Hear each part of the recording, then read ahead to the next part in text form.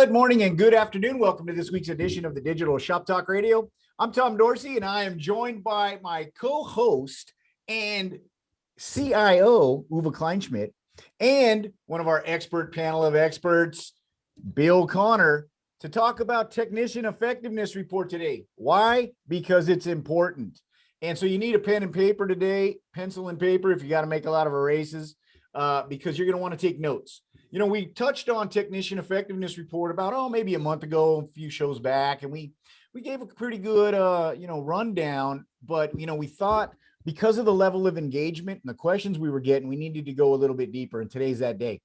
And so today what we want to talk about is exactly how to use that Technician Effectiveness Report, how to interpret that Technician Effectiveness Report, kind of what does the numbers mean, and then what do you do about it? Specifically, what do you do about it? And so I couldn't ask for a better panel to talk about Technician Effectiveness Report today than Uwe and Bill. Welcome, gentlemen. Good day to everybody. Thank you. Yep, thanks for joining. And so let's just jump right in. Uwe, if you could start us off, maybe give us, a little bit of a summation, what we talked about last episode and why, in your opinion, is the technician effectiveness, such a critical component of the solution that we offer, but also B, I think one of the most overlooked.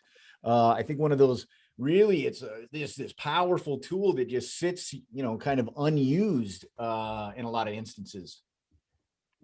Happy to. Good morning and happy lunch, everybody.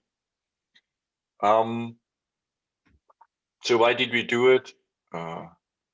Long time ago, I got called out by a few ATI shops who said, look, that's all great, this digital inspection stuff. And we're talking 2015 or something. But if I cannot measure what my technicians are doing, I don't know how to actually introduce something new in the shop. And it dawned on me how true this is. We just introduced a new way of digitally measuring behavior, which was impossible before, but all we did was creating an inspection sheet. And so we were thinking, what's the best way of trying to measure behavior without, alienating people, and came up with the Technician Effectiveness Report. And it has since been a very powerful tool, and especially for shops which just get started, and but even for sophisticated, advanced shops, there's always an amazing opportunity to fine tune, because this is what this is all about, right? Incrementally get better and better and better. So that's how it got created. And we all know one of the biggest challenges coming over from the paper-based inspection was what's referred to as either pencil whipping and over-recommend.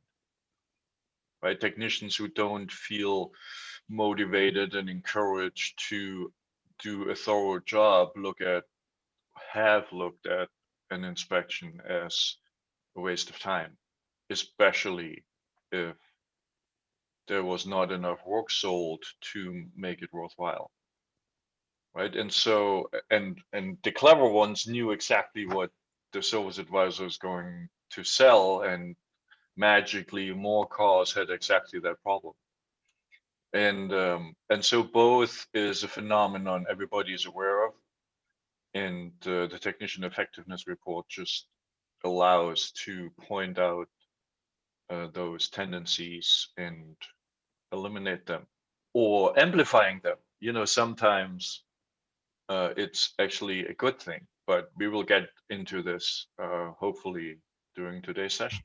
Yeah, we better, but you touched on a couple of great points, because really, the Technician Effectiveness Report has several applications, right? Yes. It's a pretty quick way to find out if you're pencil whipping or over recommending on stuff, but there's also tracking trends on quick wins, looking at, you know, the kind of the effort or the consistency across your technicians. There's a lot of different pieces of data that you kind of glean from that report that you can apply in your decision-making process. As a matter of fact, I mean, I would say, you know, that's one of the, you know, the data, whether you're a customer or not of Auto Vitals, right? If you're a customer, you should be using your technician effectiveness report. It should be part of your regular auditing of your operation. If you're not a customer, you're about to see, you know, one of the most valuable things. I mean, you can throw the inspection out the window, throw the workflow management out the window. The price that you pay for Auto Vitals is worth it just for the data that we provide and the ability to get information at your fingertips that you can't find any other way, really, unless you're just standing there, you know, in everybody's back pocket all day long taking notes. Bill, give us your kind of input from a trainer's perspective, because as Uwe had mentioned, you know, the technician effectiveness report should be introduced right as you're ramping up as a new Auto Vitals customer, as a shop coming on board. And then it should become a regular part. How, as a trainer, do you use that? And what do you say is the value from both your perspective as a trainer, identifying, you know, kind of their ramp up, but also from that new shop operator, that new digital shop operator, using that technician effectiveness report? So there's a ton of stuff that can be determined from that sheet. Just as you start looking at it, you can see how many inspections are being done in the entire shop. You can see the distribution across your employees, who's doing how many. It's pretty easy to go ahead and understand, you know, if somebody's under recommending or over recommending. But another thing you can find out, and it may not necessarily be the service writer or the technician doesn't have the service writers, you know, they don't think they have the ability to sell the job. It might be the technician hates to do certain jobs. Therefore, he's going to go ahead and look at that inspection sheet with a blinder on, and he's going to go ahead and, you know, just kind of move on past it. So there's a ton of information there. And like I said, it's all about going ahead and understanding how your inspection sheet's being used. Is it being used by everybody in a consistent manner? And as you grow over time and you've got a longer time window to work with, can you go ahead and see that across the shop? If you're doing a single topic has got maybe 30% recommendations on it, why does this guy here have 0 and this guy here have 50 something percent? What's the difference between how they're accomplishing that inspection? Yeah, and if anything, it gives you a starting, you know, point, a jumping off point. You know, if you're having some inconsistencies, the numbers just aren't adding up, you can't figure it out, and you're racking your brain, you get into there and you see that data and you make those comparisons, and now, hey, you know exactly where to watch, right? You know where to start to monitor and do your comparisons. And to Bill's point, we'll see this as soon as we get into the kind of the live versions, you know, of the report. But it gives you that comparison, right? If all things are equal and you've got one tech doing half the amount of inspections as another, and then from there, you're seeing their ratios of recommendations. And if there's a big, you know, kind of a chasm between results there, well, you know, you got to do some training, right? You know, you got to have some one-on-ones, you know, that you know exactly kind of where to focus your attention in your best practices and your protocols to turn that around. And the other thing is, and this is why this is really important, because as you dig into the data, and we've spent, you know, days looking at these, actually years looking through these technician effectiveness reports, it is undeniable that the people who A, have high levels of usage, and B, consistent you know, results across their technicians, have a much higher ARO, have a much higher approval rate, have much higher motorist research time, so on and so forth. All of those healthy best practice metrics that we're in here preaching about all the time really start to pay off. And so it's important that if you're not, you know, at least using the technician effectiveness report as part of your regular auditing and reporting, today's the show to kind of get you started and, you know, see those results. You know, give it a couple of months, and I think you'll be. And you know, Tom, one of the things we probably need to point out is this report is so important that on TVPX we actually gave it its own menu spot.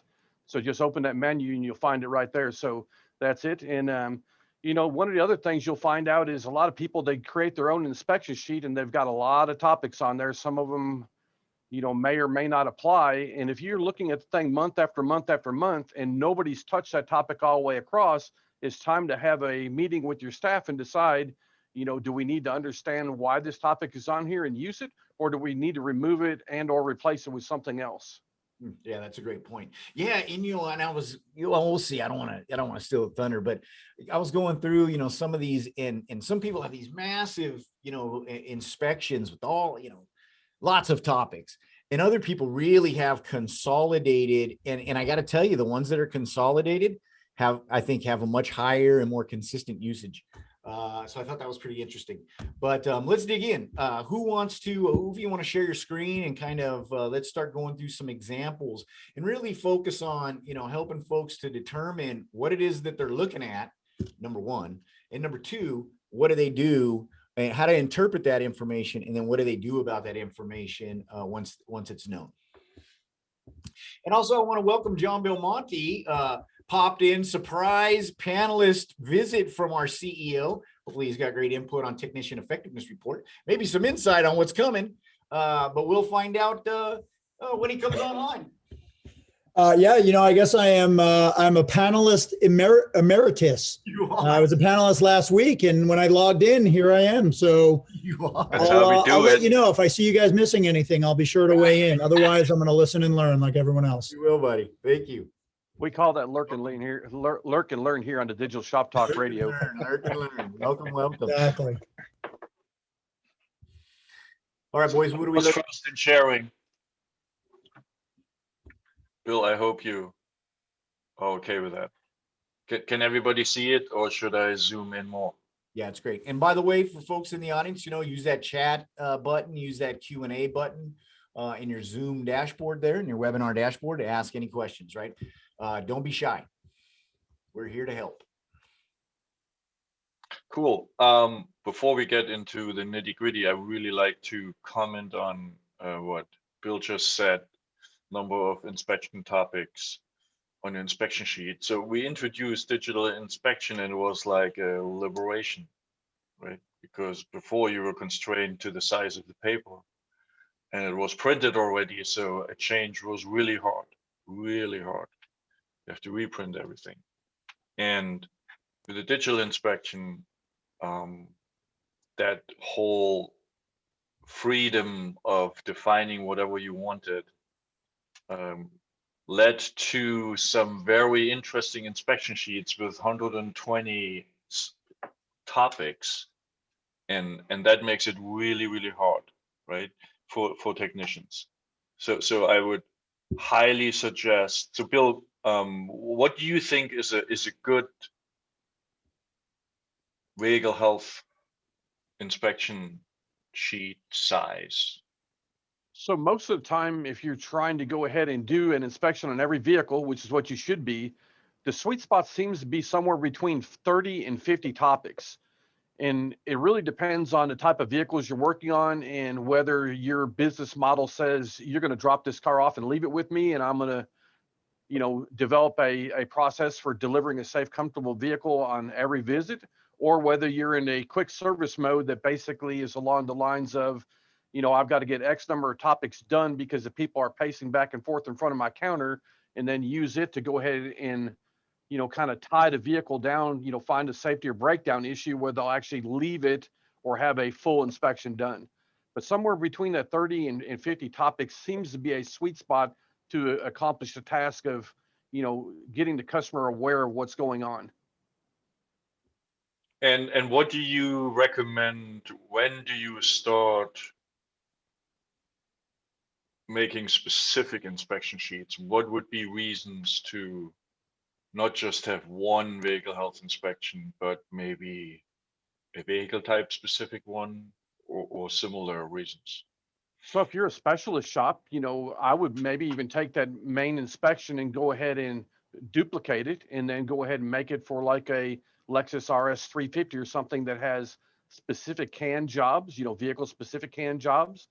I might go ahead and have a separate inspection sheet for a certain task, like a brake system evaluation, which is something I want more detail on. Maybe an air conditioning system, HVAC performance test, so system specific tests. Those are all examples of when you might want to, build that separate inspection sheet specifically to use along with a repair order labor operation to continue to build value into what it is and the complexity of what we're working on.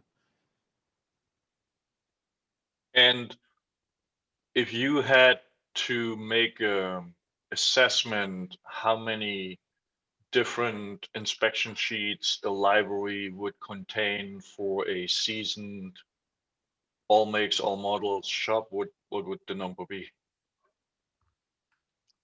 That's really hard to say because it's going to depend on whether a specialist shop or an all make and all model shop. All makes all models.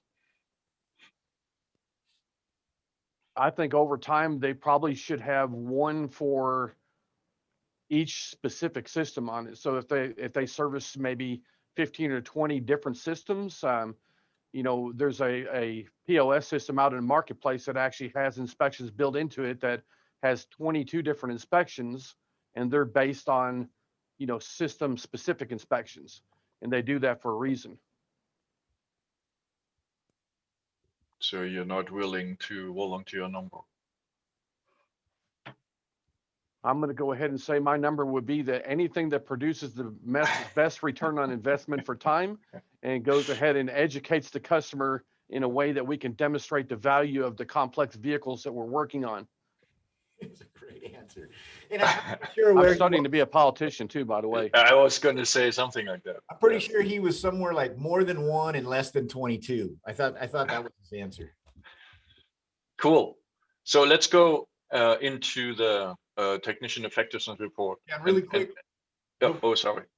Yeah, Marty's asking, what if you are all makes, all models and specialize in hybrid? We've found many inspection sheets cause confusion in the back. And that's a good point because of, you know, specific systems to vehicle type. If I'm a hybrid, I would probably go ahead and have a hybrid specific inspection sheet. For the simple reason is that if I'm probably the only one in my area, I would want my consumers out there sharing that inspection sheet with others, and I'd want it to say hybrid specialist on it or something on it to further go ahead and drive people into my business. So the inspection sheet isn't just to show the customer what's going on. We want to encourage them to share it with friends, family, coworkers, and so on. Yeah, no, that's a great point. And if you're in an area, let's say you're working on a lot of all-wheel drive vehicles, 4x4s, or you see a lot of diesels, you know, you're out and working on a lot of farmers trucks and stuff like that, then that would be another reason that you would create a specific, you know, because it's going to have components on there that don't apply to a lot of vehicles. And so that's what kind of causes that confusion. It adds to the number of topics and it makes the one inspection sheet more onerous, right? Harder to deal with and manage. But also, you know, you get, you know, you're skipping through because the, you know, transfer case doesn't apply or whatever it might be. And you might skip too many things when you're skipping. So, you know, really consider creating. So that actually brings up a pretty good point. And Jeremy, if you're listening to this, you'll appreciate this, is that we know that there's certain diesels out in the market as far as engine performance, they've got pattern failures. So to me, to go ahead and make a inspection sheet for a Power Stroke 607 or a Cummins or so on that we can use to go ahead and identify them things and have some of the specifications built into that as far as a pass or fail for the technician. That's I got a lot of shops that are actually doing that. So the technician, you know, they're going to be charging probably 3 hours to go ahead and perform the initial testing on that diesel no start. Now they've got a way to go ahead and document everything that they do in that test so they could go ahead and use that to tell the customer, hey, you know, it only costs, you know, $460 to go ahead and test this vehicle. Now here's what needs to be done about it. But again, you know, you're using the inspection sheet as an educational tool to go ahead and build value into the complex systems that we're working on. Yeah, Thank you. And you get more data, right? Which helps you to forecast better and actually be able to overcome objections at a lot of times because you have that kind of you know, knowledge and history, that wisdom built up in your you know, experience in your data. Well, that actually solves another problem also, is because there's certain people when they're diagnosing a vehicle, they find that one problem and they stop there and that's the solution. But they'll find that if they went ahead and did a full complete systems test on it, there was probably 3 or 4 other things that they're going to need to go ahead and fix also. Otherwise, the repair is not going to be done. So having that guided inspection sheet for pattern failures along with the specifications and tests built into it, that's not a bad plan. Yeah, that's a great point. So did that answer your question, Marty? He's nodding his head. He's busy making his inspection sheet right now. He's fixing it. See, that's what I like to hear. He took that knowledge and went right into action. Didn't even wait for the show to end. All right, boys, let's dig in. Let's talk tech effectiveness report. And what am I doing with this? Cool. Can you all see my screen? Yep. So let's just get the basics quickly established. What the technician effectiveness report does is it looks at all topics on the inspection sheet and then counts per topic how often an action has been recommended, meaning it's not just a good check mark. And for this exercise here today, we assume that if less than 5% of all topics, of one topic for all inspections have any action recommended, then we highlight that in yellow, and that's interpreted as a tendency to pencil whip. Right. So again, if less than 5% of all inspection sheets for one topic have no recommendation, have a recommendation, sorry, then that's just not enough. That's highly unlikely that this was a thorough inspection. And the other extreme, if more than 25% of the vehicles inspection sheets have a recommendation, an action, as we call it, a recommended action, then we marked it as red, and that's interpreted as a tendency to over-recommend. And now we can debate whether those are the right numbers. We simply don't debate. We just allow you to set those numbers for yourself and say what you feel is the right threshold to either say it's a tendency to pencil whip or it's a tendency to over-recommend. But everything today in the examples will be based on the 5 and the 25. In addition, you also select what technicians you want to actually look at. So you can do it for one technician, for the whole team, totally up to you. And you, of course, select it for a specific inspection. And so the inspection is set here. The technicians are blurred out here for privacy reasons. You check mark. And then last but not least, if you want to get a little sophisticated, you can actually say, I only want to look at immediate attention actions. Why would that be important? For some of you who have policies where maintenance items are always a future attention recommended action, you might want to skip the all actions report and use the require immediate attention to look at the behavior. Any questions so far? I have one, or just, I guess, a general statement is that just because something's marked in red doesn't necessarily mean it's bad, right? No. That's why I say tendency. I'm now just a politician like Bill is. He's learning. Like Mayor Bill. We're going to get into some data that will help us understand whether the red or yellow make any difference as we get down a little farther on the screen. Yes. So yeah, yellow and red is just a first hint to look at it. It catches your attention, and then you do a little research and find out whether it's true or not. Like Tom said, red could be very well a very positive thing, and we get into a few examples of them. So once that's set up, then let's talk also about a few shop policy things. So you see here, for example, the name of the inspection. Oh, well, let me find it. For some reason. So you can see here the inspection 1 and 2, and there's a star in front of it, an asterisk. So 2 comments I would like to make about this. The asterisk always indicates the default inspection. That is what it's normally your comprehensive vehicle health inspection.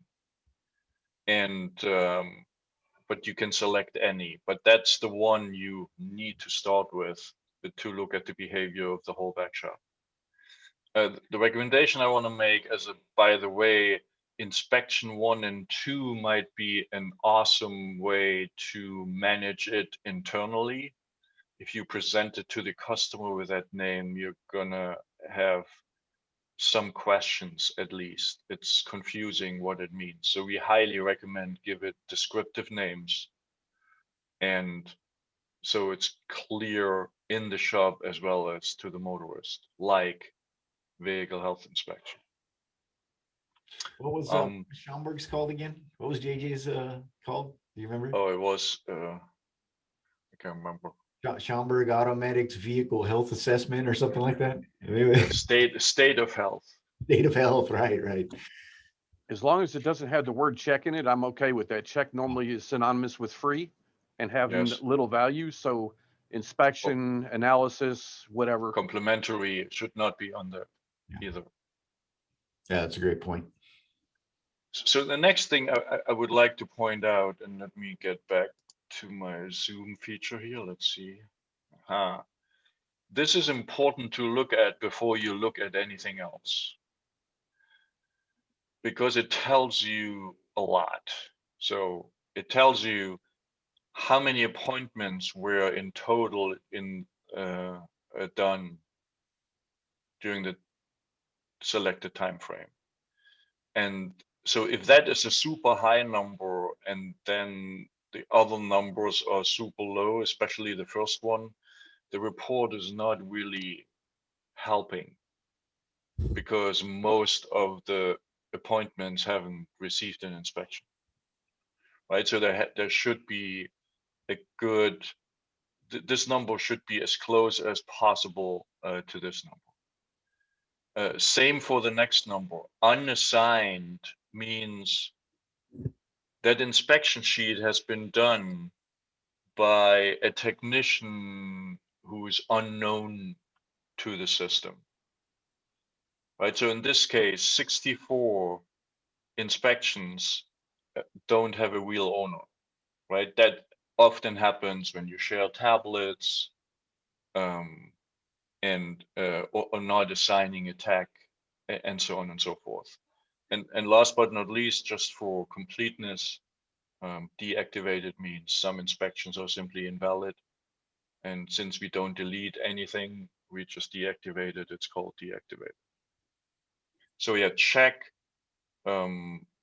this number compared with this number, and then avoid that you have any unassigned inspections, because the more unassigned inspections you have, the less value you get from the report. So Yeah, would you say the high number of or the unassigned there is a symptom of a shop dispatching by adding the technician in the point of sale and not dispatching from the no tech column where we don't pick up the default technician? Yeah, if we, I mean, there are several reasons, right? There is no tech assigned on the tablet, and the tablet is simply shared, and there's never a selection of a tech, right? Or we are unable to link back the inspection sheet to an RO number, right? So for example, you start the inspection on the tablet, and then there's no VIN number, which allows us to match them up or other reasons. So real quick, Uwe, Monica Studevan is asking, is there a report that shows how long it takes for the technician to perform inspections? There is not. We used to have a net time. So the big challenge we have is, well, let's put it this way.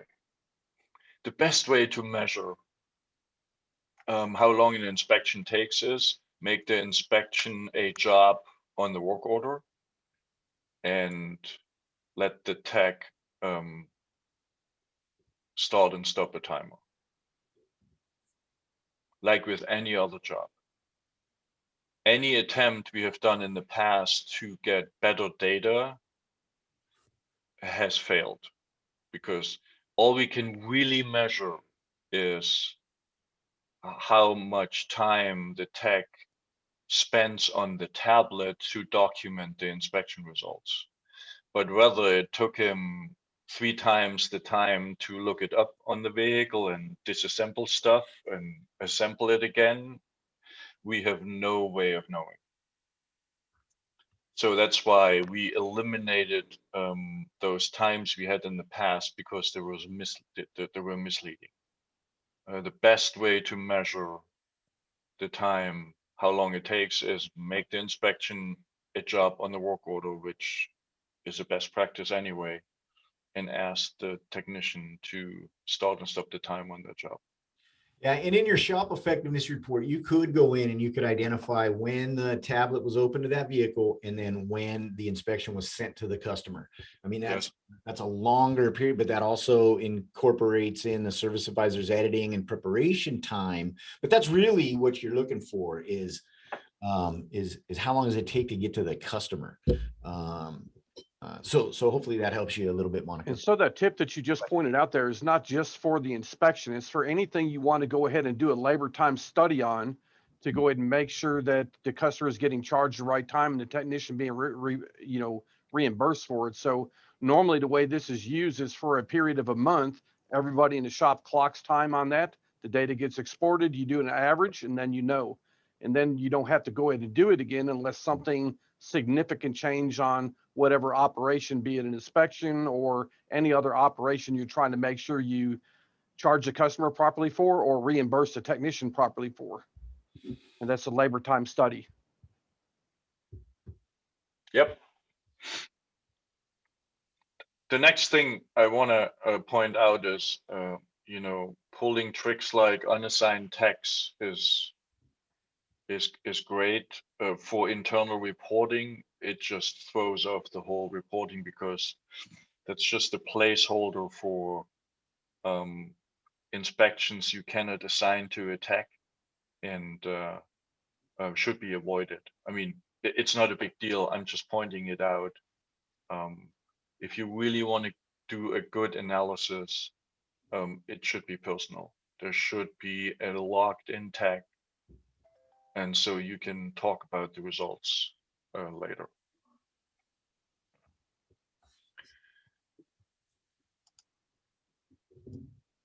Now let's look at a few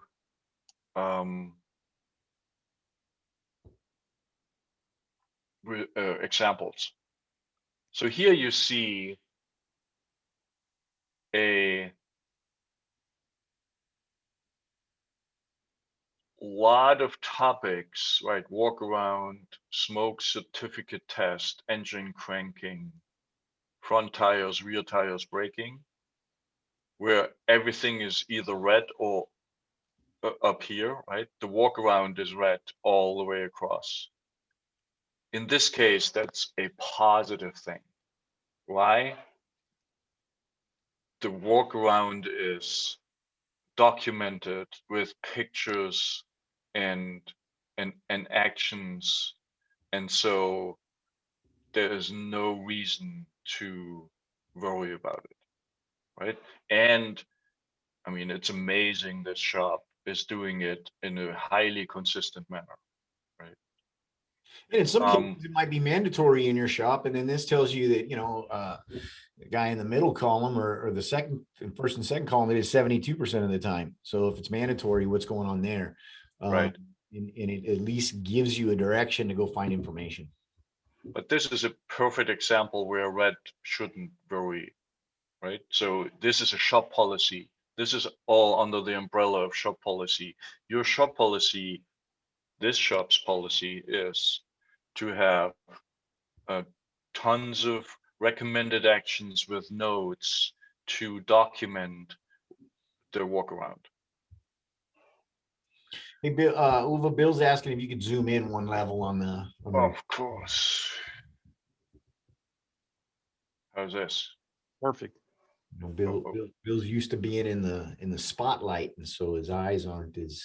You know. I think that was too much. Let me go on back. Well, my 70-inch monitor, you know.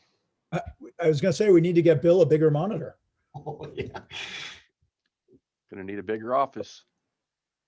So the next one, the smog certificate test, is also one where red might not be necessarily a bad thing. Although in this case, you can see there's a widespread across, because the test has to be done and results have to be documented. So not a big deal. Engine cranking is one where we have the opposite example, but here you can basically ignore this line for any conclusions. Why? Look at the total numbers, 7, right? It just doesn't help you much to make any conclusions in the comparison between the texts, because you have 0, 1, and 2. The most is 3, right? So yes, the numbers are correct, but they have to be kind of statistically evident, so you can make conclusions. And so in this case, actually engine cranking would probably one of those topics if you increase now the time window to say, why do I need that on the inspection sheet, right? Because it just, the problems don't happen often enough. But that's up to you for the analysis. Let's go back to where everything looks really red and scary initially. Front tires, rear tires braking, right? Almost 100%. That's clearly a shop policy again, right? Just like the workaround, where you have to find that good is not enough to document. You want them to document more than just a good status, and then you find those results. So in this case, red is awesome. And so in a case like that, it could also be the way the inspection sheet is built. So it could have a condition that says tire pressure is examined, and then a action that says tire pressure has been adjusted. So, you know, sometimes you have to go in and apply what you know about the inspection sheet to here also. Yes, you have to know your inspection sheet before you analyze the data. But going across with between 80 and 100% clearly indicates there's a shop policy to document everything. Here we see an interesting phenomenon.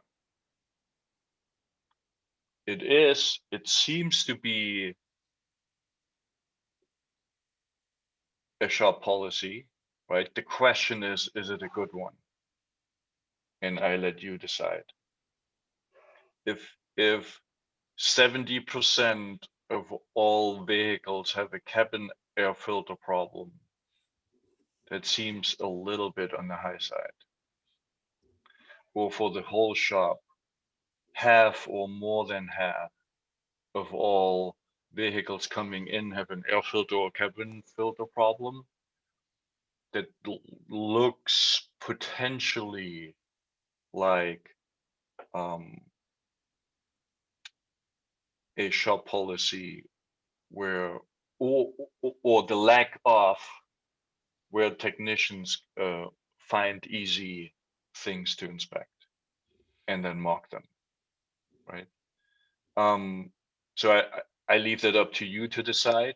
I just want to point out anything where red goes across all technicians is most likely a shop policy, right? There's some way how the technicians have been instructed to do the inspection. Good or bad, it doesn't really matter. So in this case, Uh, the shop policy might be that to check either of these things, if it requires a tool, I want you to choose a condition that says not inspected due to location, recommend to change at service interval or by mileage. So that would be an example of, a shop policy that would affect it in this particular direction. Now, whether it's a good or bad shop policy, that's, to be determined, but that would Right. be why you would see something like this. Here we have another example for where we don't have enough data. So you could now dig into technician 1 has 36% and technician B has only 49, and now, that's such a huge difference. So what are we going to do about it? In this case, nothing. You just don't have enough data with 4 and 2 inspections as a basis to even make a call. So I cannot stress that enough. You need some significant number of inspection sheets and visits to make a call here. And so running a technician effectiveness report, for example, for just a week time frame is, unless you have a very specific goal you want to achieve, is not advisable, because Yeah, like you you get look at, let's say, recommendation percentages of your promos or something. If you're running a right. promotion, then you go in, look at a week, just starting, you kind of get an idea that way. But definitely take a longer trend to get the data you need to make analysis decisions.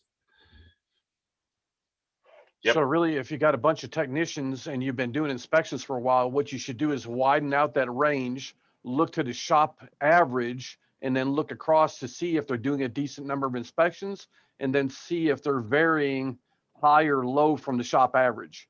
You would think over a wider time frame, that average for the shop should be what would be average across all employees if they're doing a consistent inspection. Yeah, and real quick on that point too, and just something that's going to help you out when you're doing your analysis is go in and uncheck the boxes of people who don't do inspections all the time, or maybe your ATEC doesn't, every once in a while he helps out, or you get the owner's in there or something like that, and he does very inconsistent inspections. Remove those from your report so that you're really just looking at apples to apples. So here's an interesting one. You can see that a battery test as an example. This technician said 45%, this technician 19%, this technician every single car basically, and this technician 23%. So the overall shop average is 60%, but that 60 doesn't say much because the spread is so huge between 19 and 98. Bill, what's your interpretation of that? There's a general service guy that's going ahead and cleaning battery terminals or putting whatever on each one. And that's a service he can do and he likes it perhaps. Right. That would be one thing that would come to mind, but I'd definitely be asking questions. Yeah, and here, it looks like the GS guy is actually tasked with doing the most inspections, right? And that's sometimes Yes. a bad idea because they follow the rules, right? They follow your protocol more, I think, closer. And so then you get that type of number because, they're going to do everything that's on that sheet. That actually brings up something that I keep saying over and over again is those general service guys, those are probably, if they're doing inspection, the most important player on your team. If they learn how to do an inspection properly and efficiently, they can, one good inspector can keep 2 or 3 techs busy all the time just by spotting needs and documenting properly. So, we need to stop treating them guys like second-class citizens and, put them to most valuable player status. Yeah, that's a great point. They are the offensive linemen of your shop. They don't get nearly enough credit. Yep. So under the circumstances, in other words, if this is a GS targeted with all the inspections, it's still to be determined why every car has a battery test problem, or whether it's a shop policy again to document everything with an action. Whereas if it wasn't, this would be a perfect example about the discrepancies within the shop between technicians, under the assumption that all technicians do the vehicle health inspection. This would be a reason to talk with the technicians. And when you make that discovery, would you make that the focus of your 5-minute morning meeting and say, look, I noticed this on the battery test. Let's all talk about exactly how we should all be doing this one topic, and then let's watch it over the next few weeks. Yes. Bill, do you have other examples from your where the tech sweet spot is really very easily identifiable? Oh, right? sure. You know, take your wheel alignment guy. Every vehicle he works on is going to have crack control arm bushings, loose ball joints, and so on. And a guy that hates doing that type of work maybe doesn't ever want to go near an alignment machine again in his life because he doesn't like doing them. He will never go ahead and spot those type of needs. So that's where it gets to be kind of important to understand what is their sweet spot as far as what they like to do, and are they missing them things specifically because they're, you know, they don't want to work on it. And really, if they don't want to work on it, why not let them discover it anyways, have somebody else in the shop go ahead and do that particular type of work. Yeah, so that would be your recommendation then, is not to go in there and kind of force them to do that. It's to dispatch that inspection to somebody who does that or is more thorough. That depends on the culture in the shop and, you know, working together as a team. But, you know, if you got a guy that can go ahead and knock something out and be highly effective doing it and another guy can't, you know, it would be kind of common to go ahead and let them swap the things that they're good at and dispatch by, you know, to the next available technician with the skill set and that can actually do it in a timely manner, rather than, you know, hanging your guys out to dry just because it's an operation on that repair order. So sometimes specializing can be very profitable for everybody concerned. That's really interesting, because I mean, stuff like that's identified. You go out and do the initial walk around. Maybe your service advisor's doing it, or you got a porter that's doing it, and they see the tire wear pattern and they go, hey, this is going to need the, so let's dispatch it to technician B, who, you know, is our alignment guy or whatever it might be. And then some shops that go the other way is they say that, look, you do the inspection, you get all the work on it regardless. So again, you know, shop culture plays a lot into doing it. But again, if you can start by understanding what's going on first, and then when the numbers, there's a disparity, then you can start asking questions or observing, or, you know, go ahead and get your business control panel out and look at the can job sold, and, you know, add some other tools to go ahead and discover what's going on, rather than, you know, just are they inspecting it. So back to specialization, because that's double-edged sword for some, because we have, you know, for the last 6-7 years, the same question pops up over and over again. Do you pay for the inspection? And if you have a high specialization and one person does a lot more inspections than somebody else, how do you solve that from a compensation perspective, Bill? So I could tell you, looking at it from everybody's view in the shop, and that is, you know, working as a technician, it would just actually get under my skin to go ahead and be asked to do something and then not be compensated for it, or to be told that I want you to do this and we're going to go ahead and all gamble together that I go ahead and get this done. So, you know, I always took the tack of anything that went on in my shop had a time assigned to it. The technician got, you know, paid to do whatever it was, even if the service writer didn't charge the customer for it, and we charge it off as an advertising expense or whatever. But, you know, in order to attract, keep, you know, really first quality technicians, we have to adjust our way of thinking a little bit. So you're clearly an advocate to pay technicians for the inspection. It's just another job like any other job, built or not. I'm kind of advocate of paying anybody for any job that they do, period. And if we have to, do something to go ahead and satisfy a customer, then that actually gets paid out of another bucket.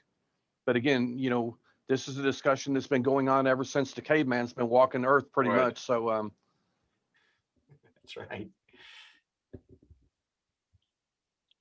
and again, One, do a labor time study and across 30 days, see how long it takes everybody in the shop from the most skilled to the least skilled to do it, average it out, have a discussion, and that's what it is. And, use that particular route. Fair compensation is what we need, and we need to stop giving away things to the customer to go ahead and because we're think that they won't pay for it. And, going back to years ago when we first started doing this, after we did our first bunch of inspections, I asked customers, said, I'm not going to charge you for this, but how much do you think this would be if I was going to charge you for it? What value do you think this inspection would have?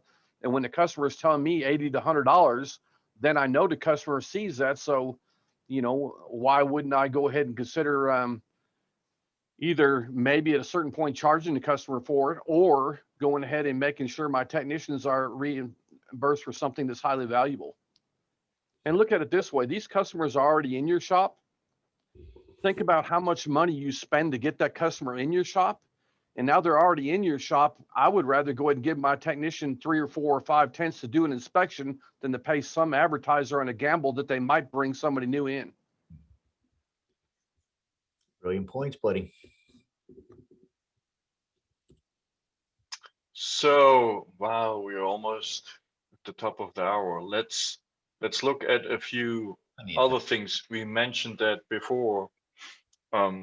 There's a tendency to use digital to really be highly detailed and put as many possible choices on the inspection sheet.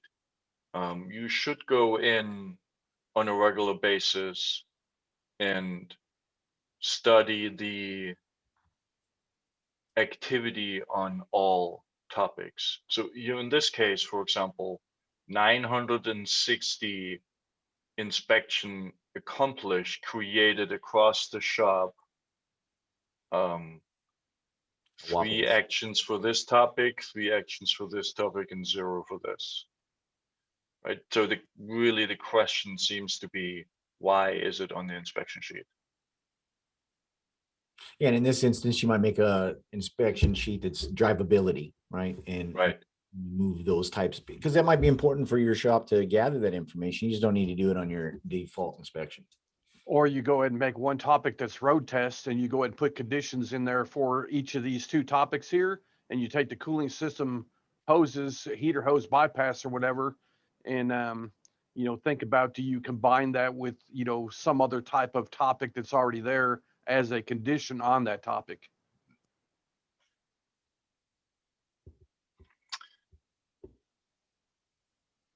And then there are overlooked opportunities. So you do exactly the same, right? So you check like a year or a little bit longer. And then in this case, it would mean that for a period with 2,500 inspections, only 4 vehicles had a heater operation problem. That seems extremely unlikely. Unless you're in Arizona. This shop was not in Arizona. But I agree with you. Or the alignment, right?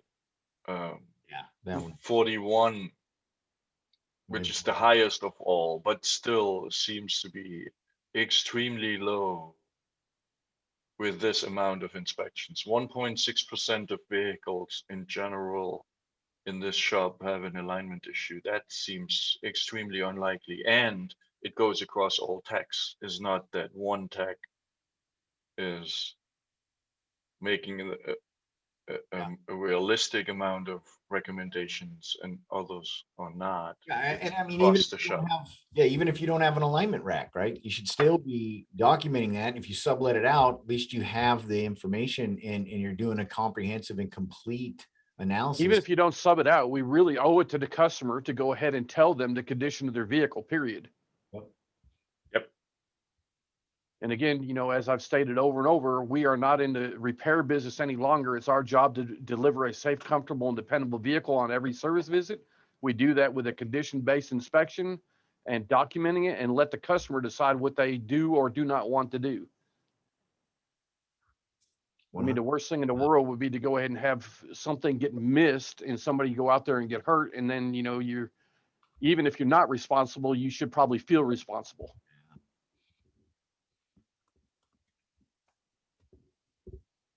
So the advice is for you as a shop owner, take the time, look at the technician effectiveness report on a weekly basis to identify sweet spots and reasons to instill a change of behavior, and review that with the team. And maybe every 3 months, take a real long time range and look for opportunities where you either shorten your inspection sheet or take it out and put it in a specialized inspection sheet, and also take a good look at overlooked opportunities where you basically leave money on the table and the customer leaves with a car which has still issues, highly likely. So in summary, what you're saying is, unlike the Constitution of the US, the inspection sheet is a living, breathing document that can be changed as needed. Yes. Spoken like a true Texan.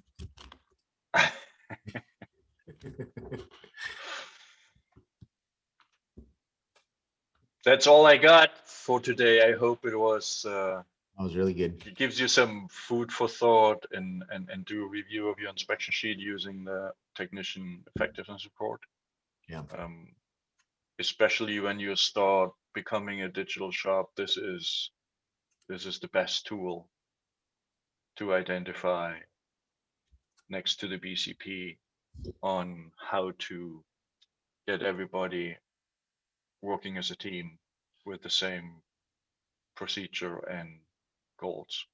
Yeah, especially in the beginning as you're getting your feet wet. Especially, this is great information to introduce into your weekly shop meetings, because people like to gauge where they are in relation to their their peers, and it helps to develop that motivation and teamwork. Teamwork makes the dream work, right?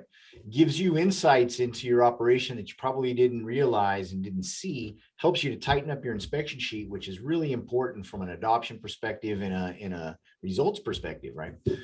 Getting that critical information out to your customer as soon as possible. This is where it all starts.